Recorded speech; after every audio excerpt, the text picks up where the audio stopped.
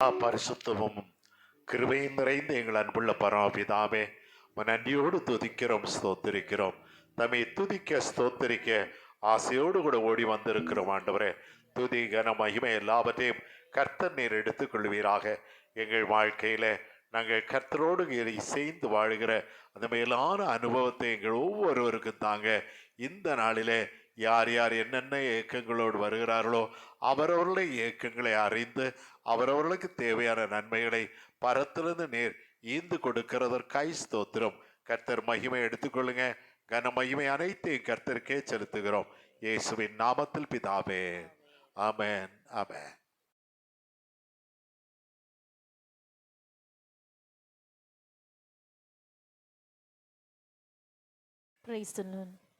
நான் நேசிக்கும் தேவனேசு என்னில் ஜீவிக்கிறார். அவனேற்றும் என்றும் நாளை என்றும் வாழாதவர். அவனேற்றும் என்றும் நாளை என்றும் வாழாதவர். நான் பாடி மகிழ்ந்திடுவேன், என் இயேசுவை துதித்திடுவேன். நான் பாடி மகிழ்ந்திடுவேன், என் இயேசுவை துதித்திடுவேன். என் ஜீவிய காலமெல்லாம் அவர் பாதத்தில் அவர்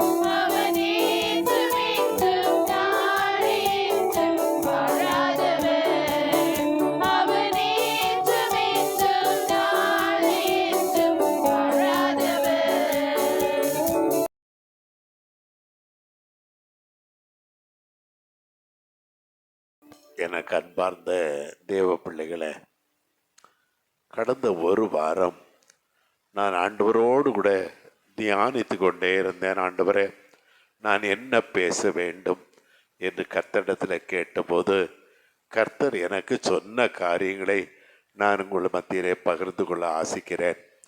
எனக்கு அப்படியே தத்ரூபமாய் நான் பார்த்த காட்சி என்ன? எசேக்கியேல் 16ஆம் அதிகாரத்தில் எருசலேமை குறித்து ஆண்டவர் பேசும்போது, உன் பிறப்பின் வர்த்தமானம் என்னவென்றால் என்று தொடங்குவார். எருசலேம் என்றால் தெய்வ பிள்ளைகளாகிய நாம் தான். நம்மை பார்த்து உன் பிறப்பின் வர்த்தமானம் என்னவென்றால், நீ பிறந்த நாளிலே உன் தொப்புள் கொடி அறுக்கப்படவில்லை. பயங்கரமான காரியம். நீ பிறந்த நாளிலே உன்னுடைய தொப்புள் கொடி அறுக்கப்படவில்லை. நீ சுத்தமாகிறதற்கு தண்ணீரால் குளிப்பாட்டப்படவில்லை. நீ உப்பினால் சுத்திகரிக்கப்படவில்லை. நீ துணியினால் சுற்றப்படவும் இல்லை. இதிலே ஏதாவது ஒன்றை உனக்கு செய்கிறதற்கு உன் பேரில் இரக்கமாய் ஒருவருமே இல்லை. நீ அப்படி தள்ளப்பட்டிருந்தாய். நான் கடந்து போன போது மிதிக்கப்படுகிறதற்கு ஏதுவாக நீ அங்கே கிடந்தாய். நான் உன்னை பார்த்து பிழைத்திரு என்று சொன்னேன் என்று கர்த்தர் எசேக்கியா 16ஆம் அதிகாரத்தில் தொடக்க வசனங்களிலே சொல்லுவார். உன் பேரில் இரக்கமாய் ஒருவரும் இருக்கவில்லை. நீ உனக்காக பரிதபிக்க யாருமே இல்லை. நீ பிறந்த நாளில் அருவருக்கப்பட்டதினால் வெளியே எறியப்பட்டிருந்தாய் என்று சொல்லப்பட்டிருக்கிறது. என் அன்பு பிள்ளைகளே, கடந்த நாட்களில் உங்களுடைய அனுபவம் என்ன? குடும்பத்தாரும் அயலகத்தாரும் நம்மை எவ்வளோ வெறுத்து ஒதுக்கி இருப்பார்கள். இவன் பிரயோஜனம் இல்லாதவன், இவள் பிரயோஜனம் இல்லாதவள் என்று நம்மை வெறுத்து ஒதுக்கி இருந்த நேரத்திலே தானே ஆண்டவர் நம்மை தேடி கண்டுபிடித்து அவருக்கு சொந்தமாக்கினார். என்னுடைய சொந்த அனுபவம் அது. ஆகவேதான் நான் கண்ணீரோடு கூட உங்கள் மத்தியில் நிற்கிறேன். நான் வெறுக்கப்படத்தக்கவனாய் காணப்பட்டேன். அதற்கு ஒரு காரணம், ஆண்டவர் என்னை நொறுக்கினார். நான் மிக அறிவுள்ள பிள்ளையாய் பிறந்து வளர்ந்தேன் என்று சொல்லுகிறார்கள். 3 வயதான உடனே என்னை ஃபர்ஸ்ட் ஸ்டாண்டர்டில் சேர்த்து விட்டார் என்னுடைய தகப்பனார். என்னுடைய தகப்பனார் ஹெட் மாஸ்டராக இருந்தார். அவர் 3 வயது முடிந்த உடனே ஃபர்ஸ்ட் ஸ்டாண்டர்டில் சேர்த்து விட்டார். ஒவ்வொரு டீச்சர்ஸும், அந்த ஸ்கூலில் உள்ள மற்ற டீச்சர்ஸ் தன்னுடைய வகுப்பில் உள்ள பிள்ளைகள், 5வது வகுப்பு 4வது வகுப்பில் உள்ள பிள்ளைகள், அவர்கள் படிக்கும்போது சரியாய் பதில் சொல்லாத போது நேராய் வந்து என்னை அந்த வகுப்புக்கு அழைத்து கொண்டு போய் உட்கார வைத்து அதே பாடத்தை நடத்துவார்கள். அவர்கள் கேட்கிற கேள்விக்கெல்லாம் அந்த அந்த மாணவர்கள் மிக வயது ஜாஸ்தியாக இருக்கும். அவர்களுக்கெல்லாம் அந்த காலத்தில் 15 வயசு 13 வயது ஆனவர்கள் தான் 4வது வகுப்பு 5வது படிப்பார்கள். அவர்களுக்கு மத்தியில் அவர்களை கேட்கிற கேள்வியர்கள் பதில் சரியாய் சொல்லாததுனால என்னை கேட்பார்கள். நான் டான் டான் டான் டான்னு பதில் சொல்லுவேன். இப்படி மிக ஞானமாய் பிறந்து வளர்ந்தவன். ஆனால் நான் 6வது படிக்கும்போது எனக்கு ஒரு மூளை காய்ச்சல் வந்தது. அந்த மூளை காய்ச்சல் நிமித்தமாக, அது பின்னால தான் தெரியும் மூளை காய்ச்சல் என்று, மூளை காய்ச்சல் நிமித்தமாக நான் எல்லாரிலும் கீழாய் தள்ளப்பட்டேன். என்னை டீச்சர்ஸ் எல்லாம் ஒதுக்கி வைக்க தொடங்கினார்கள். என்னுடைய தகப்பனாரும் வந்து டீச்சர்ஸ் இடத்துல சொல்லிவிட்டார்கள், அவன் படிக்கவில்லை என்றால் கவலைப்படாதீர்கள், அவனை நீங்கள் ஒன்றும் அடிக்கக்கூடாது, அவனை கண்டுகொள்ளக்கூடாதுன்னு ஒதுக்கி வைத்தார்.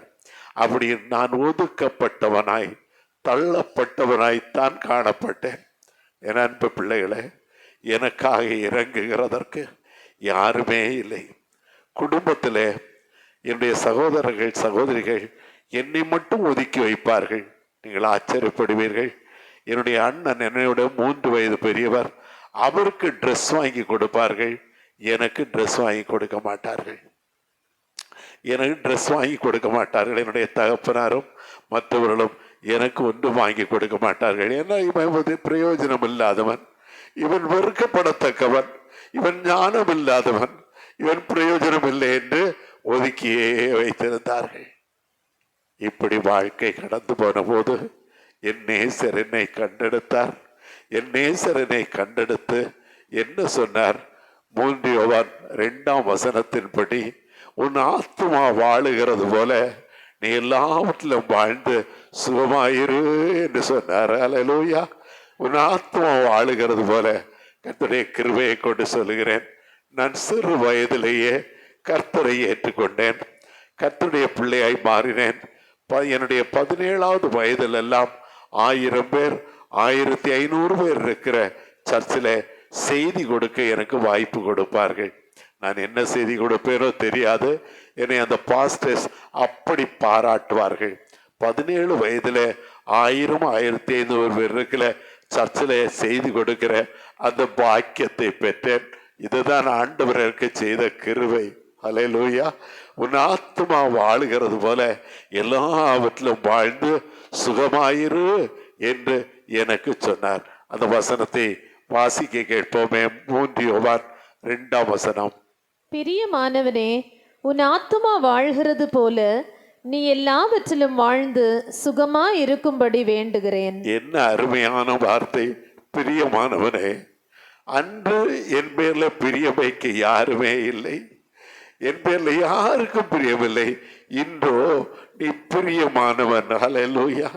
உங்கள் வாழ்க்கையில யார் யார் அப்படிப்பட்ட காரியங்களுக்குள்ளே கடந்து போகிறீர்கள்? கவலைப்படாதிருங்கள், கர்த்தரை நோக்கி கூப்பிடுங்கள். அவர் உங்களை பிரியமானவனே, உன் ஆத்மா வாழுகிறது போல நீ எல்லாவற்றிலும் வாழ்ந்து சுகமாயிரு என்று உன்னை வாழ்த்துவார். ஆண்டவருக்கு கோடாகோடி ஸ்தோத்திரம். ஆண்டவர் நம்மை எப்படி உயர்த்துகிறார் பாருங்கள். ஏசாயா 27 இதற்காக நாம் என்ன செய்ய வேணுமாம்? கர்த்தர்ல வேர் பற்ற வேணுமாம். அல்லேலூயா. கர்த்தர்ல உறுதிப்பாடுடையவனாய் காணப்பட்டால் தான் உன்னுடைய ஆத்மா வாழும். வாசிங்க 27:6. யாக்கோபு வேர் பற்றி இஸ்ரவேல் பூத்து காய்த்து உலகத்தை பல நாள் நிரப்பும் நாட்கள் வரும். யாக்கோபு வேர் பற்றி இஸ்ரவேல் பூத்து காய்த்து உலகத்தை பல நாள் நிரப்பும் காலம் வரும். என் அன்பு பிள்ளைகளே, உங்களையும் என்னையும் பார்த்துத்தானே ஆண்டவர் இந்த வார்த்தையை சொல்கிறார். நீ வேர் பற்றி மேலே பூத்து காய்த்து நீ உலகத்தை பல நாள் நிரப்பும் காலம் வரும். உலகத்தில் மற்றவர்களுக்கு நற்பலனை கொடுக்கிற பிள்ளையாய் நீ உருவாக்கப்படுவாய். இதை காட்டிலும் வேறு என்ன வேண்டும்? நமக்கு ஒன்றுமே தேவையில்லை. யூதா வம்சத்துல அதே போல தப்பி மேய்ந்திருக்கிறவர்களை குறித்தும் வேதம் அப்படித்தான் சொல்லுகிறது. ஏசாயா 37:31 அப்படி சொல்லப்படுறது. யூதா வம்சத்துல தப்பி மேய்ந்திருக்கிற வாசிங்க. யூதா வம்சத்தாரில் தப்பி மீந்திருக்கிறவர்கள் மறுபடியும் கீழே வேர்பற்றி மேலே கனி கொடுப்பார்கள். என் அன்பு சகோதர சகோதரிகளே, 2-3 ஆண்டுகளுக்கு முன்னே இந்த கொரோனா என்ற பயங்கரமான நோய் வந்தபோது இங்கே எல்லாரும் அயனாவரத்துக்குள்ள சில தெருக்களுக்குள்ளே போகிறதற்கு கூட வழி விடாதபடி அப்படியே கல்லினாலே சுவர் கட்டினார்கள். அந்த தெருவுக்குள்ளே யாரும் போகக்கூடாது என்று. எனக்கும் அந்த கொரோனா வந்தது. நானும் தள்ளப்பட்டவனாய் கொண்டு போய் ஜிஹெச்ல போடப்பட்டேன். அந்த ஜிஹெச்ல நான் இருந்த ரூமில் ஒரு 7-8 பேர் இருந்தார்கள். அந்த ரூம்ல எனக்கு பக்கத்துல ஒரு 3 அடி தள்ளி ஒரு சகோதரி அட்மிட் பண்ணப்பட்டிருந்தார்கள். அவர்கள் கிறிஸ்தவர்கள் தான். அவர்கள் திடீரென்று அவருடைய மூச்சு வாங்குகிறதை பார்த்து நான் நினைத்தேன், அவர்கள் இதற்கு மேலே பிழைக்க மாட்டார்கள் போல இருக்கிறது. நான் நினைத்து சில நிமிடங்கள்ல டாக்டர்ஸ் ஓடி வந்தார்கள். என்னென்னமோ ட்ரீட்மெண்ட் கொடுத்து பார்த்தார்கள். அந்த அம்மா அப்படியே மரித்து போயிட்டு அந்த பாடியை எடுக்காமல் அங்கே போட்டு வைத்திருந்தார்கள் 1-2 மணி நேரம். அதற்கு பக்கத்துல 3வது அடியில நான் இருக்கிறேன். அது கிருமி அவ்வளவு வேகமாய் பரவும். ஆனால் தேவனோ இந்த பாவியாகிய என் மேல் கிருபையாயிருந்தார். அல்லேலூயா. நான் தப்பி மீந்திருக்கிறவனாய் மாறினேன். அங்கிருந்து தப்பி என்னை இன்னொரு இடத்துல கொண்டு போட்டார்கள். பாருங்கள், ஒரு 25-30 பேருக்கு ஒரே ஒரு டாய்லெட். அந்த டாய்லெட் நிறைந்து, அந்த அசுத்தம் நிறைந்து கிடக்கும். அதற்குள்ளே தான் நாங்கள் போக வேண்டும். அதை கூட கிளீன் பண்ணுகிறதற்கு அந்த ஜிஹெச்ல யாரும் இல்லை. அப்பொழுதுதான் நான் ஒருவரை வைத்து அந்த டீன் இடத்துல கம்ப்ளைண்ட் பண்ணினேன், இப்படி மோசமாக இருக்கிறது. என் அன்பு பிள்ளைகளே, எப்படிப்பட்ட இடங்களிலே நாம் கொண்டு தள்ளப்படுகிறோம், எப்படிப்பட்ட இடத்துல பிசாசானவன் நம்மை கொண்டு விசிறி அடிக்கிறான். அங்கே ஒரு ஜன்னல் பக்கத்தில் என்னை படுக்க வைத்திருந்தார்கள். நான் எட்டி பார்க்காமலே எனக்கு தெரியும், அங்கே பாடியை கொண்டு போய் கொண்டே இருப்பார்கள். சாவு கொஞ்ச நஞ்சமல்ல, பாடி மார்ச்சரிக்கு கொண்டு போய் கொண்டிருப்பார்கள். அந்த அழுகுரல் கேட்டுக்கொண்டே இருக்கும். இப்படி பயங்கரமான சூழ்நிலைகளிலே நான் தள்ளப்பட்டிருந்தேன். ஆனால் கர்த்தருடைய கிருபையை கொண்டு சொல்லுகிறேன், அங்கேயும் நான் சபையின் குடும்பங்களை ஒரு 300-350 பேருடைய பெயரை எழுதி வைத்து எப்போதும் மடியிலே வைத்து ஜெபித்து கொண்டே இருப்பேன். அல்லேலூயா. ஜெபித்து கொண்டே இருப்பேன். எல்லா சபையின் பிள்ளைகள் எல்லாருக்காக ஜெபித்து கொண்டே இருப்பேன். இதை பார்த்த டாக்டர்கள் ஆச்சரியப்பட தொடங்கினார்கள். ஒரு கிறிஸ்டியன் டாக்டர், ஒரு லேடி வந்தார்கள். எனக்கு இன்ஜெக்ஷன் போடுகிறது வந்தார்கள்.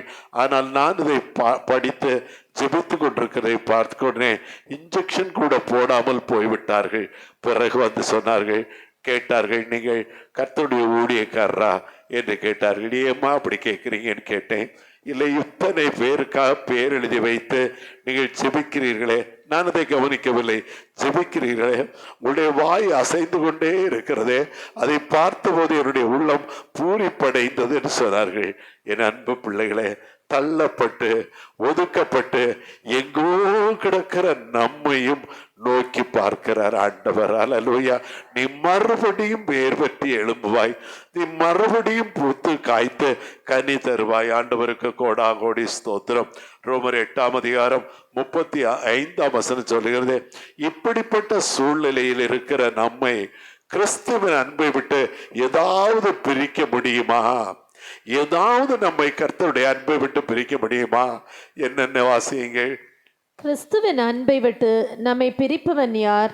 உபத்திரவமோ, வியாகுலமோ, துன்பமோ, பசியோ, நிர்வாணமோ, நாசமோசமோ, பட்டயமோ, இவை எல்லாவற்றிலேயும் நாம் நம்மில் அன்பு கூறுகிறவராலே முற்றும் ஜெயம் கொள்ளுகிறவர்களாய் இருக்கிறோம். எல்லாவற்றிலும் நீ உபத்திரவப்படுகிற நேரம், நீ நிர்வாணமாய் இருக்கிற நேரம், நீ பட்டயத்துக்கு இரையாகிற நேரம், அப்பொழுதும் நீ இயேசுவின் அன்பை விட்டு என்னை பிரிக்க முடியாது. யார் யார் சொல்லுவீங்க?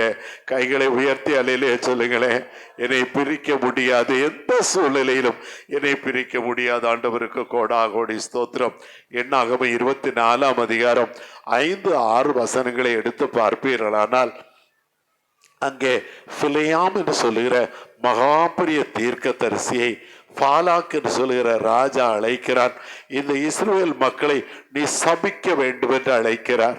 கர்த்தருடைய பிள்ளைகளை சபிக்க வேண்டும் என்று அழைக்கிறார். இந்த பிலேயாம் வந்தார், அந்த ஜனங்களை சபிக்கிறதற்காக வந்தார். ஆனால் அவர்களை பார்த்தவுடனே ஆசீர்வாதமான வார்த்தைகளை பேசுகிறார்.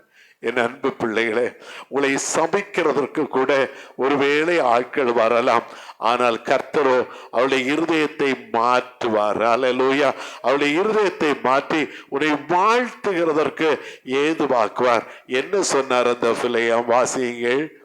யாக்கோபே உன் கூடாரங்களும், யாக்கோபே உன் கூடாரங்களும், இஸ்ரவேலே உன் வாசஸ்தலங்களும், இஸ்ரவேலே உன் வாசஸ்தலங்களும் எவ்வளவு அழகானவைகள், எவ்வளவு அழகானவைகள்.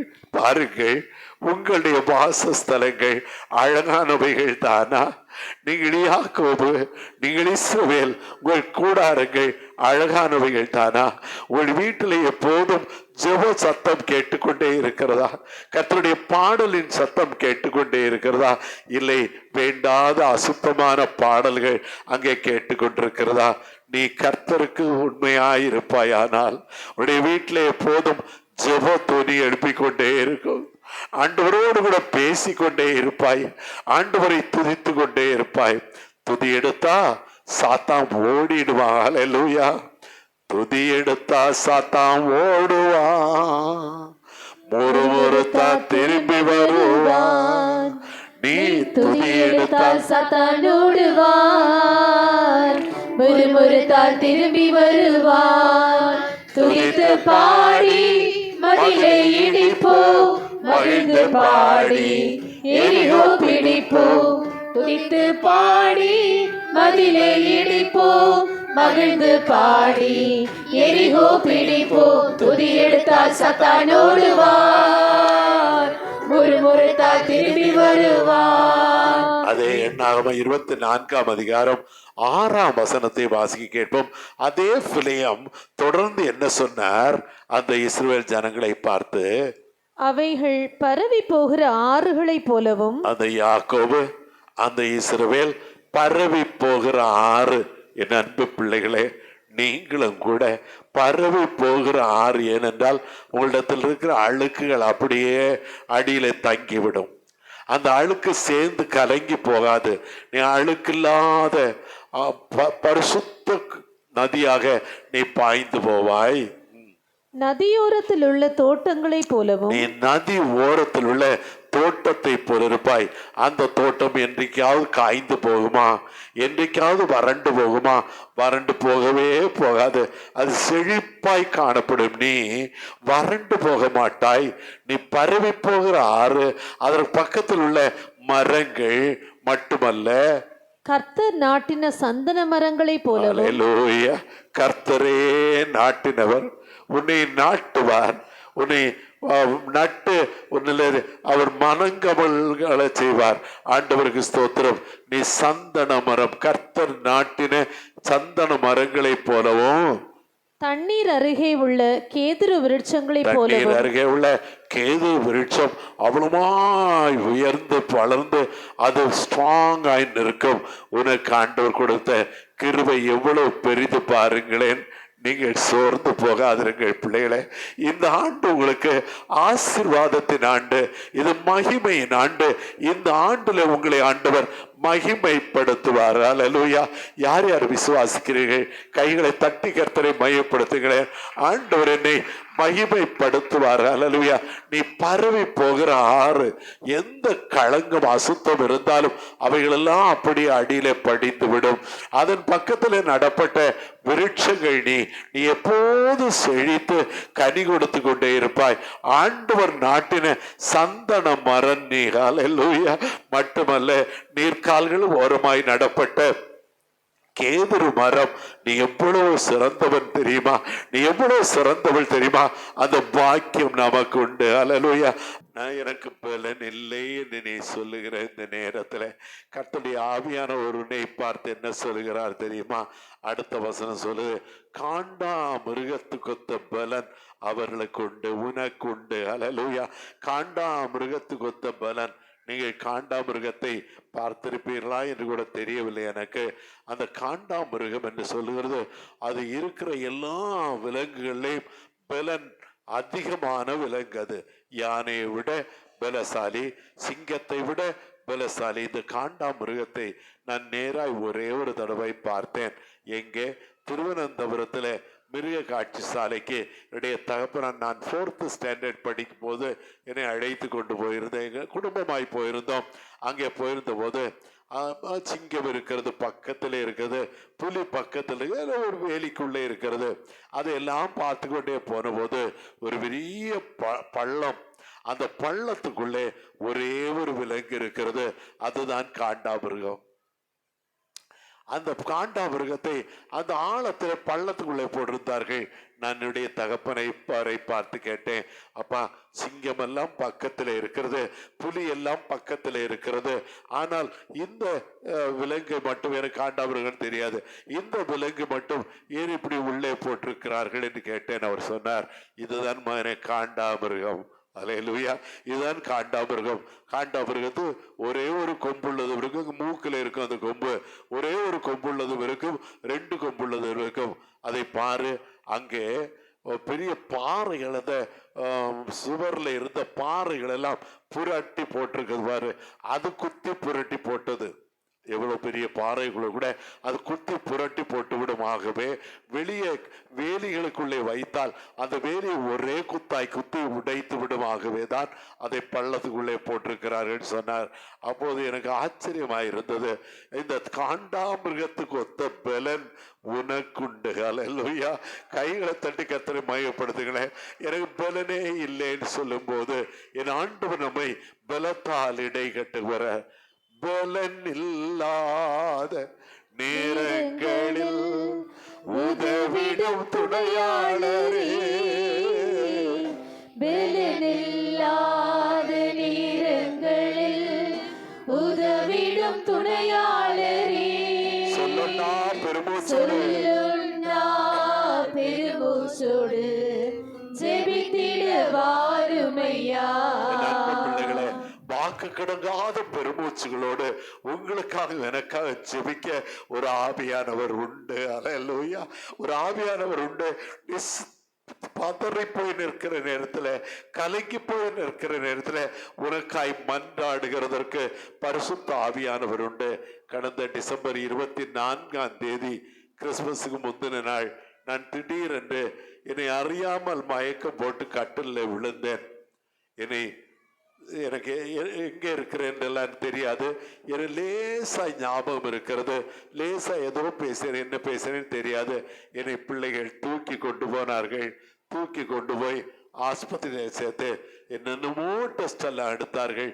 எடுத்து என்னுடைய சூழ்நிலை வித்தியாசமாக இருந்த உடனே நேராய் பாண்டிச்சேரி கொண்டு போய் விட்டார்கள்.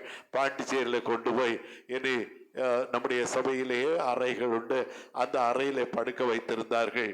அங்கே ஜிப்மர் ஹாஸ்பிட்டல்ல ஒரு 200 டாக்டர்ஸ் ஹெட் ஒருவர் உண்டு, பாலா என்று சொல்லுகிற டாக்டர். அந்த டாக்டரை மிக அதிகமாய் நேசிப்பார். அவருக்கு செய்தி சொல்லப்பட்ட உடனே அவர் ஓடி வந்து விட்டார்.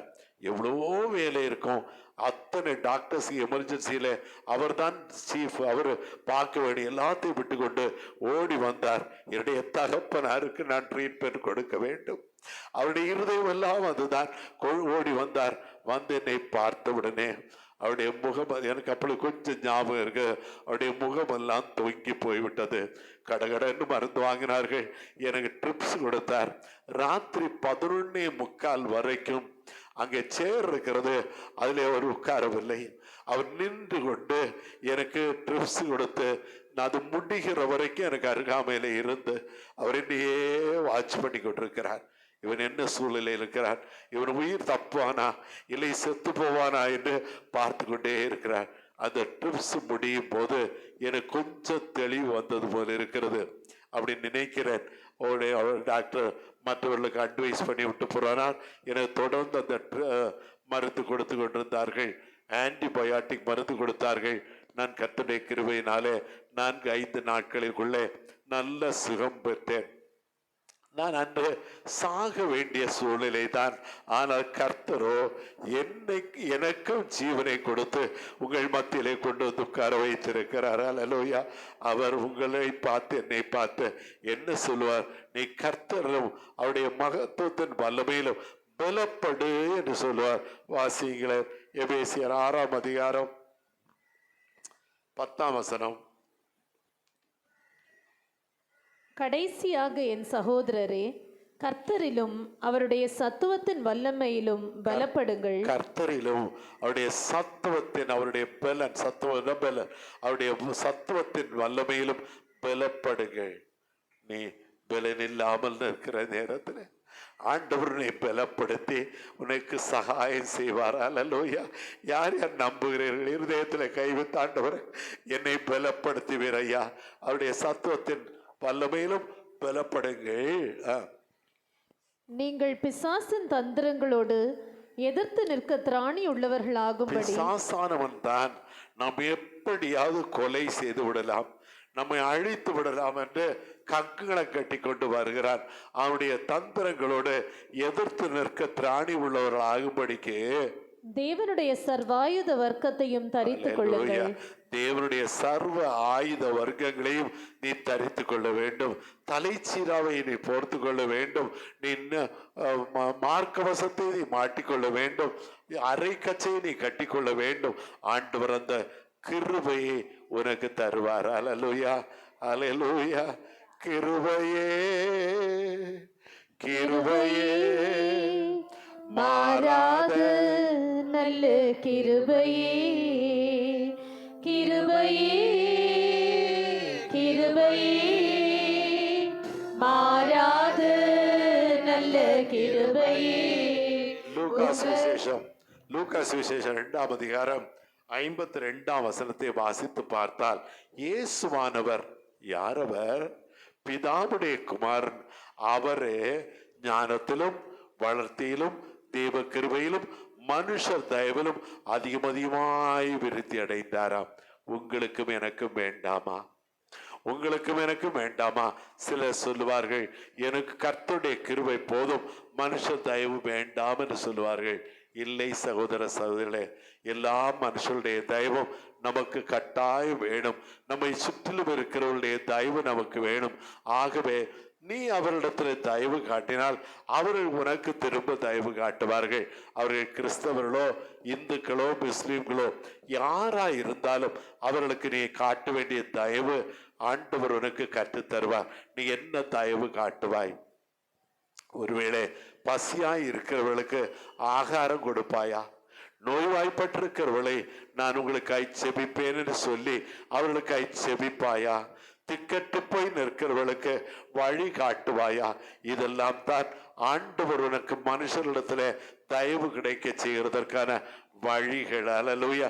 ஆண்டவருடைய கிருபையினாலே மனுஷருடைய தயவு நமக்கு தேவை. கர்த்தருக்கு கோடாகோடி ஸ்தோத்திரம். அந்த இயேசுவோடு கூட மற்றவர்களுக்காக நாம் மரித்தால், இயேசு உலகத்துக்காக மரித்தார். நீயும் கூட நானும் கூட இந்த உலகத்துக்காக நம் ஜீவனை கொடுக்க வேண்டும். நாம் மட்டும் சுகமாய் வாழ்ந்தால் போதாது, நாம் மட்டும் ஆசீர்வாதமாய் வாழ்ந்தால் போதாது. நம்முடைய இரத்தம் மற்றவர்களுக்கு கொடுக்கப்பட வேண்டும். நம்முடைய உணவு மற்றவர்களுக்கு கொடுக்கப்பட வேண்டும். நான் கர்த்தருக்காய் தாழ்மையாய் சொல்லுகிறேன், கர்த்தருக்குள்ள தாழ்மையாய் சொல்லுகிறேன். எங்களுடைய குடும்பத்தில் என்னுடைய தாயார் ஒவ்வொரு நாளும் சமையல் பண்ணி காலையில ஒரு 9 மணி 9:30 மணிக்கெல்லாம் பக்கத்தில் இருக்க 3-4 வீடுகளுக்கு ஒரு 30-40 பேருக்கு டெய்லி சாப்பாடு கொடுத்து விடுவார்கள். டெய்லி கொடுத்து விடுவார்கள்.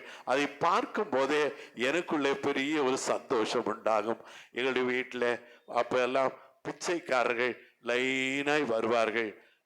ஊர்ல வந்து எல்லா வீடுகளுக்கும் கொஞ்சம் கொஞ்சம் பேரா போவார்கள்.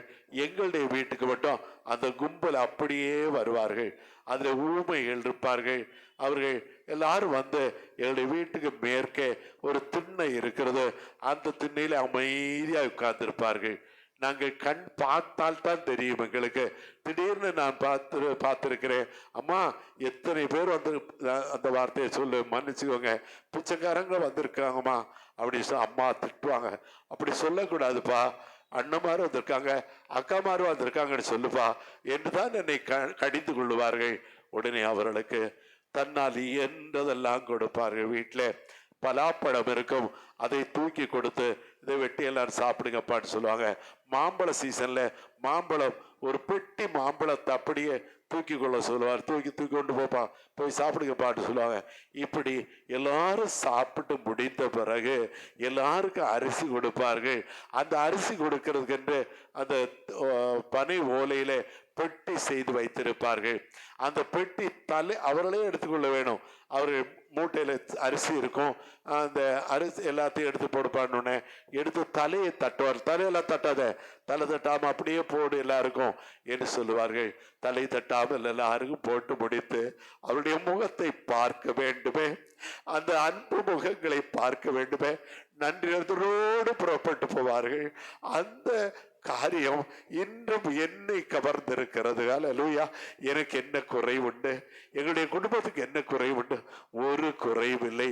நீங்களும் கிறிஸ்துவின் நாமத்துல அப்படி செய்வீர்களானால், அம்மா உடனே சொல்லுவாங்க, ஏசப்பா உங்களை நல்லா வச்சுப்பாருப்பா, வாழ்த்து எல்லாம் தெரியாது, அது ஏசப்பா உங்களை நல்லா வச்சுப்பாங்கப்பா என்று சொல்லி அனுப்புவார்கள்.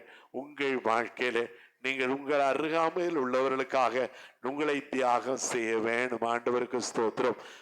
இயேசுவோடு நீங்கள் மரித்தீர்களானால் அவரோடு பிழைத்து வருப்பீர்கள். அல்லேலூயா. அந்த வசனத்தை திருப்ப வாசியமா. 2 தீமோத்தேயு 2:11. இந்த வார்த்தை உண்மை உள்ளது என்னவெனில், நாம் அவரோடே கூட மரித்தோமானால் அவரோட கூட பிழைத்தும் இருப்போம். ஆண்டவரோடு கூட நாம் மரித்தோமானால், யாருக்காக? மற்றவர்களுக்காக. ஆண்டவர் உலகத்துக்காக, அநியாயக்காரர்களுக்காக மரித்தாரே, நமக்காக மரித்தாரே. நாம் மரித்தோமானால் நாம் கர்த்தரோடு கூட பிழைத்து இருப்போம். ஆண்டவருக்கு ஸ்தோத்திரம். அடுத்ததாக உபாகம் 30:16 சொல்லுகிறது, நீ பிழைத்து பெருகும் படிக்கு. வாசியுங்கள். நீ பிழைத்து பெருகும்படிக்கும் நீ சுதந்தரிக்க போகிற தேசத்தில் உன் தேவனாகிய கர்த்தர் உன்னை ஆசீர்வதிக்கும்படிக்கும் நீ உன் தேவனாகிய கர்த்தரில் அன்பு கூறவும் அவர் வழிகளில் நடக்கவும், அன்பு கூறவும் அவருடைய வழிகளில் நடக்கவும், அவர் கற்பனைகளையும் கட்டளைகளையும் நியாயங்களையும் கைக்கொள்ளவும் நான் இன்று உனக்கு கற்பிக்கிறேன். அல்லேலூயா. என் அன்பு சகோதர சகோதரி, கர்த்தருடைய வார்த்தைக்கு கீழ்ப்படுவீர்களா? அவருடைய கற்பனைக்கு கீழ்ப்படுவீர்களா? அவருடைய கற்பனையை மற்றவர்களுக்கு சொல்லுவீர்களா?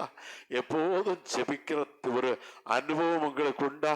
மற்றவர்களை வாழ்த்துகிற ஒரு அனுபவம் உண்டா? ஆண்டவர் உங்களை பலப்படுத்தி உங்களுக்கு சகாயம் செய்வார். இப்பொழுது கடைசியாக ஆண்டவர் அவருக்கு சொல்கிறார், சீயோனே எழும்பு, எழும்பு, உடைய வல்லமையை தரித்துக்கொள். வாசியுங்கள். ஏசாயா 52:1. எழும்பு எழும்பு சீயோனே, உன் வல்லமையை தரித்துக்கொள். பரிசுத்த நகரமாகிய எருசலேமே, உன் அலங்கார வஸ்திரங்களை உடுத்திக்கொள். விருத்த சேதனம் இல்லாதவனும் அசுத்தனும் இனி உன்னிடத்தில் வருவதில்லை. எந்த பிசாசின் கிரியைகளும் உன்னை நெருங்குவதில்லை. நீ பாக்கியவான், நீ பாக்கியவதி. நீ எல்லாராலும் தள்ளப்பட்டவனானால் இப்பொழுது உன்னுடைய ஆத்மா வாழுவது போல எல்லாவற்றிலும் வாழ்ந்து சுகமாயிரு. அல்லேலூயா. அப்படியே சொல்லுங்களேன், ஆண்டவரே என்னுடைய ஆத்மா வாழுகிறது போல நான் எல்லாவற்றிலும் வாழ்ந்து சுகமாயிருக்க பாக்கியம் தாங்கப்பா. அல்லேலூயா. அப்படியே எழுந்து நிற்போமா.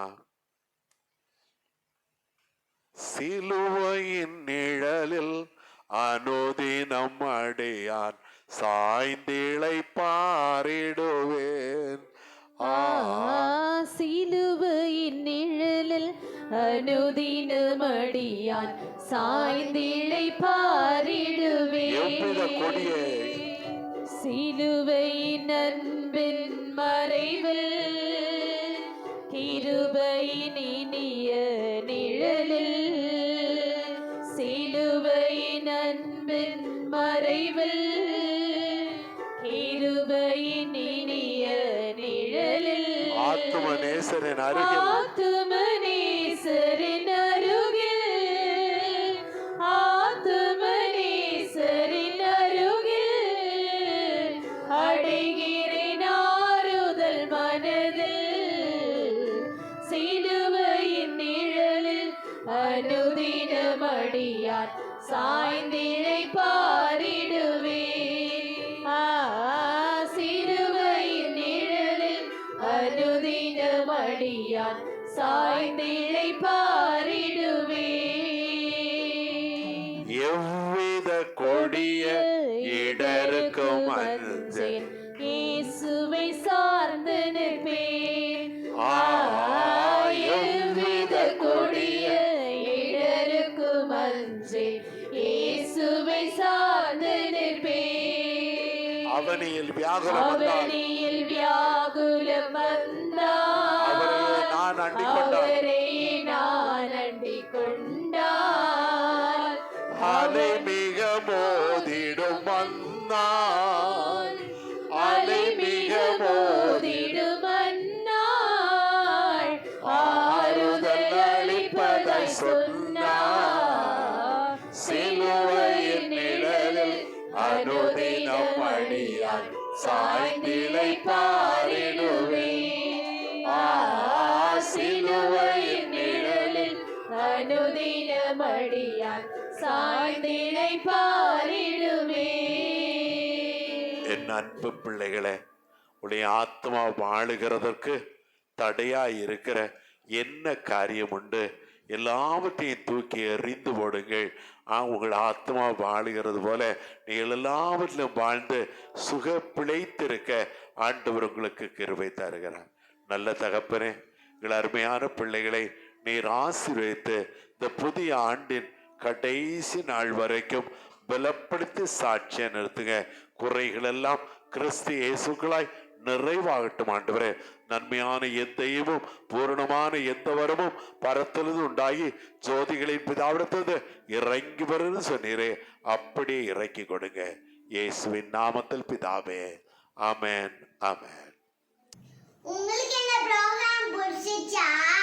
அப்பனா லைக் பண்ணுங்க, ஷேர் பண்ணுங்க, கமெண்ட் பண்ணுங்க, சப்ஸ்கிரைப் பண்ணுங்க. நாங்க உங்களுக்காக ஜெபம் பண்றோம். ஏசப்பாங்களா?